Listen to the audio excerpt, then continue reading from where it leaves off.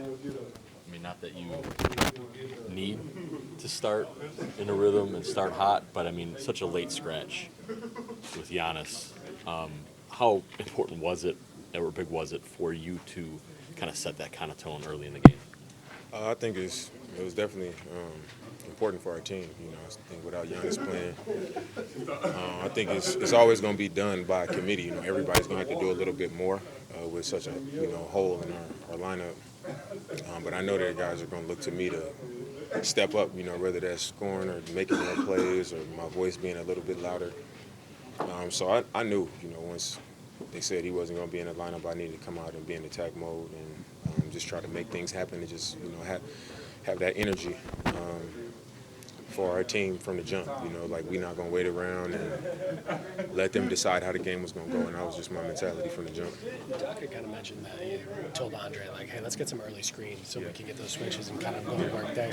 For you, what's the call between ISO in there and pulling out that switch or trying to work that two-man game? A lot of time, you just got to recognize what the coverages are.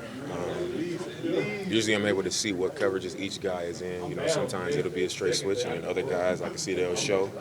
Some guys they'll switch it and then they'll run and jump, try to get the ball out of my hand. So just trying to identify who those guys are, and I think for me, just seeing how alert they get when I get certain matchups and being able to attack it. A lot of times, if you have a favorable matchup, teams are going to react anyway. So it's not really that smart to hold the ball and you put yourself in position for them to, run at you or whatever. So I was really just trying to get downhill at the start of the game. I was coming off, and even when I got the switch, I didn't stop moving. I was attacking that guy. So if they did decide to run, I was already attacking them and getting away from them, and then they had to cover more ground. And then when I make that throwback, guys are wide open, so they can catch it and shoot, or they can catch it and attack again, and then somebody else helps.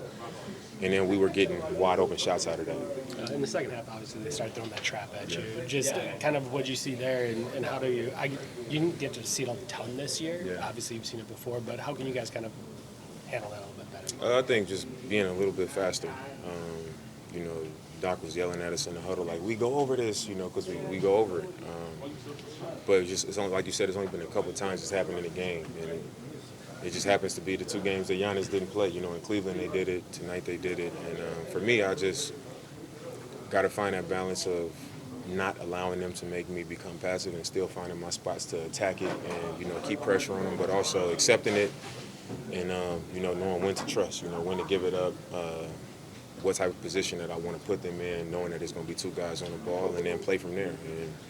And I thought tonight we struggled in stretches. Every team is going to make a run, but I think overall how we was able to trust it is how we was able to close out a game where they made a huge run.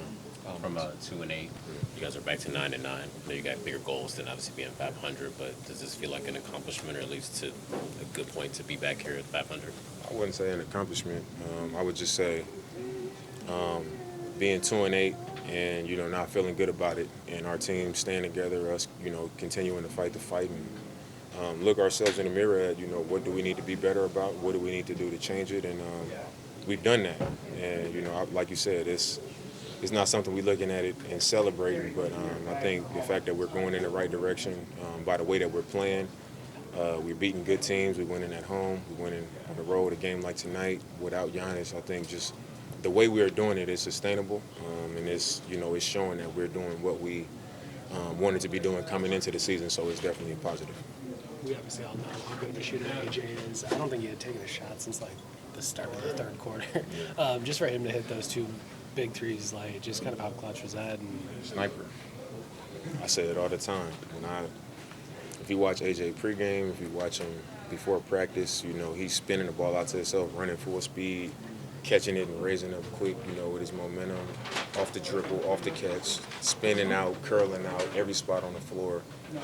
I literally sit in the chair on the sideline before practicing and watch him do it every day. And for one, I think it makes him confident in his ability to do it. He's constantly working on it, so he's going to get those types of results. But me witnessing that and being a guy with the ball and, a night like tonight where I'm getting a lot of attention is a reason why I trust him that much, because I know his confidence and I know that he works on that stuff. So whether he didn't have a shot all night or whether he had shot a lot of balls, whenever he raises up, I feel good about it.